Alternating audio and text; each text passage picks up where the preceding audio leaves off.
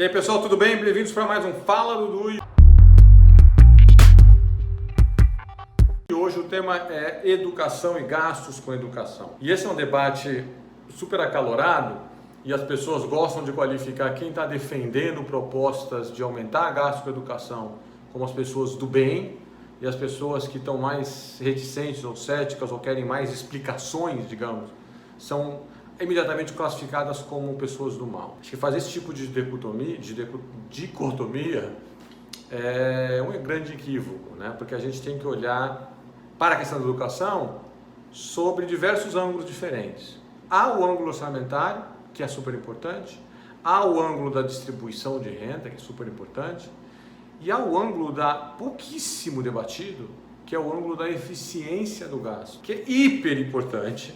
Mas ninguém quer falar desse daí, porque isso é mais difícil, né? Então é relativamente mais fácil chegar lá no debate orçamento, ir lá na Câmara dos Deputados ou no Senado, subir no palanque e falar porque o Brasil só vai crescer quando tiver uma educação de qualidade e por isso eu aprovo o projeto de 10% do gasto do PIB com educação. É muito bonito isso aí, vai todo mundo bater palma, é isso mesmo.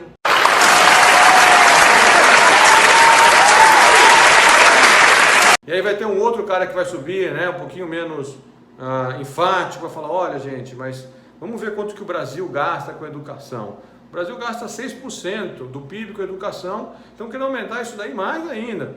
Aí vai ter um pessoal que fala, tá vendo, aquele cara ali, ele não quer que os pobres tenham acesso a uma educação de qualidade, etc. Muitas vezes o cara está sendo simplesmente um realista, né? Então, olhando para o orçamento brasileiro, vendo que a gente gasta mais como proporção do PIB do que vários outros países emergentes gastam, e a nossa educação, ao longo das décadas, não sai do lugar, certo? O MEC, no período mais ou menos de 2010 a 2016, ele praticamente dobrou de tamanho. E você olha para os dados concretos, né? Assim, a impressão que você aí tem de ver como a educação está evoluindo no Brasil, muito mal, não sai do lugar. E aí quando a gente vai e faz esses testes internacionais para comparar o desempenho dos adolescentes brasileiros com os outros países, através do exame do PISA, você vê que a gente está lá embaixo em tudo. E não é só isso, você fala assim, mas o Brasil é um país mais pobre, como é que vai comparar com os outros? Não, estou comparando com outros emergentes também. E tem uma outra métrica que a gente pode usar, que não é o gasto por PIB, é o gasto em dólares por estudante. Então aí é óbvio, países como Brasil, México, Chile vão gastar menos do que os países europeus por estudante. Ainda que a gente gaste uma proporção do PIB elevada, e é isso que é relevante na hora da discussão do orçamento, né? O nosso gasto por pupilo, por estudante vai ser mais baixo porque o nosso PIB é mais baixo, certo? Mas levando isso em conta, mesmo levando isso em conta, os resultados são péssimos. Você vê que por quanto o Brasil gasta, não como proporção do PIB, de novo, mas por aluno em dólares, a gente devia estar tendo resultados melhores, pelo menos isso em termos de PISA, né? Que é de novo esse teste internacional compara alunos de vários países. Então, o estado da educação é péssimo, é catastrófico, mas não necessariamente por uma questão de falta de financiamento.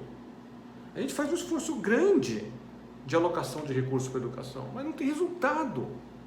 Não tem resultado. Não adianta ele falar, não, mas você não tem resultado. Então, é aquele negócio, supõe que você tem lá um investimento que está dando um retorno baixo um tempão, anos dando, não é um ano não, 2, 3, e está décadas dando retorno baixo.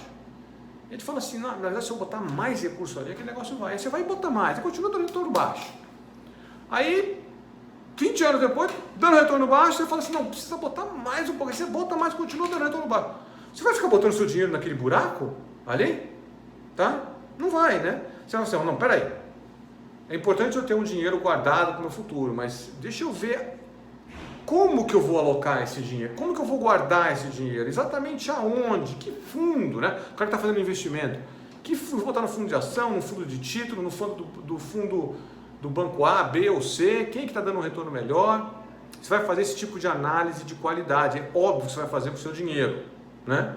Com o dinheiro público, a gente não faz, né? Com o seu dinheiro você faz, com o dinheiro público a gente não faz. Então a gente fica metendo dinheiro na educação, porque obviamente, é o óbvio ululante, como diria o Nelson Rodrigues, um país não vai se desenvolver com uma qualidade educacional, com o nível de capital humano que a gente diz os economistas, como o nosso, não tem como um país passar da renda média e se tornar um país rico. Então a gente acha que então joga lá o dinheiro na educação, porque vai resolver. Não vai. Para resolver a questão da educação é muito mais difícil do que isso daí. Tá? Se fosse alocar recursos, era até, entre aspas, fácil. A gente remaneja recursos de outros lugares, né? Aumenta a carga tributária e bota lá na educação. Se isso gerar uma educação mais de qualidade, eu topo. Né? Nós aqui no Porquê a gente topa, aumenta a carga tributária e bota o dinheiro lá na educação. Mas e se o aumento da carga tributária, que obviamente vai gerar desincentivos econômicos de outra natureza, né? Investimento vai diminuir, né? Até o mercado de trabalho vai ficar complicado se aumentar a taxação no mercado de trabalho. Tem todas essas distorções que vão acontecer. Para colocar o dinheiro num negócio que não vai, é óbvio que tem que ser discutido isso daí com seriedade também. Não só montante, né? Como os populistas gostam de fazer, como muitos, não todos, políticos e muitos, não todos, economistas gostam de aparecer, né, na mídia social falando, não, tem que aprovar esse negócio daí, esse gasto a mais. Eu quero saber se o gasto está gerando resultado. Qual que é a estrutura de incentivos dentro da chamada função de produção de educação do setor público para pegar esses recursos e transformar no final das contas em quanto mais o cara sabe de matemática, quanto mais o cara sabe de ciência, sabe interpretar um texto. Se não estiver gerando isso daí, eu vou, antes de aumentar os recursos, querer repensar as fundações do negócio, a estrutura de governança. Eu preciso, por exemplo, ter margem orçamentária, se você é um município, se é um estado, para remunerar mais os professores que são mais bem avaliados, os professores que estão lá se dedicando mais. Esse cara fica desmotivado ao ver que ele está ganhando a mesma coisa que o professor que não está fazendo nada. E desculpa chamar a atenção para a realidade, há de ambos os tipos. Tem professor dedicado, tem professor que vai lá, que se renova, que quer aprender, que conversa com o aluno, que vai falar com o pai.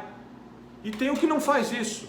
E tem um que falta, que não aparece, que não está nem aí para o aluno. E eles ganham a mesma coisa. Então, eu quero ter espaço orçamentário e eu quero ter poder, eu obviamente falando genericamente, né?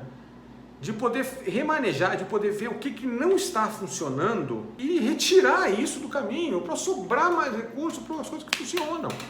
Agora, se a gente não avaliar os programas dentro do Ministério da Educação, ver o que está funcionando e o que não está funcionando, aí é só o cara que aparece lá pedindo mais verba para o Fundeb, ou mais verba para qualquer coisa, ele está pedindo para eu pegar o meu dinheiro do imposto e ficar jogando no lixo. Isso eu não quero. Até porque a dívida pública está crescendo, certo? O déficit primário é gigantesco e eu preciso ter prudência fiscal.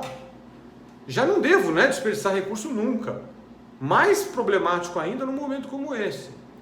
Então, quer fazer a discussão de quanto que vai alocar de dinheiro no orçamento para educação? Óbvio, vamos fazer.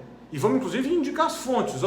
Para gastar tanto isso a mais, vou aumentar tanto de imposto. Só que antes dessa daí, eu quero uma discussão para entender por que a gente dobrou o tamanho do MEC. A gente aumentou pra caramba dinheiro alocado para educação.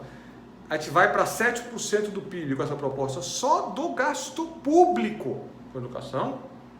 E os nossos adolescentes vão super mal nessas provas internacionais. Eu quero resolver isso antes de pegar e colocar meu dinheiro lá.